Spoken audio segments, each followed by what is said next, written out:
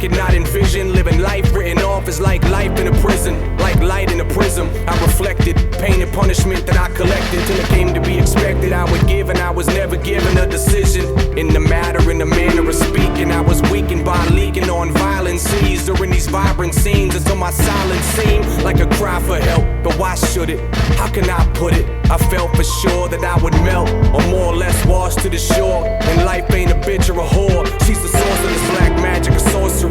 I'm that bad, I'm an addict of erratic thought patterns are so torturous. I'm scorching this earth first till every inch burnt, and it hurts as you cough, wheeze, dry mouth, dying of thirst. And I'll just watch till I'm tired out, ride out the worst of this personal hurt. Locker a box, locks immersed in the earth, buried and forgot, belly up, rotten toes first. And for the record these days, I don't fancy death. My last breath will be a battle cry, no less.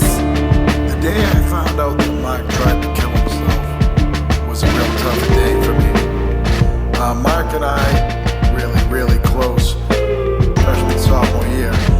And although junior and senior year we were still pretty tight, it started to fade away a little bit. I built these bridges over choppy waters, lakes, rivers, and seas, and I was seized by the season that could freeze these bodies of liquid. I was sick, and it's a symptom of the victim to deceive those who lift them out the fire's and place them in the frying pan where the temperature is higher than the flames you were dying in. It was a picturesque day they would find me in, a bit of mess, lying in a pool of blood till my chest was pumping out little breaths. I needed more, life gave a little less. A fragile alliance, loving life, there's no exact science. Always lived in a glass home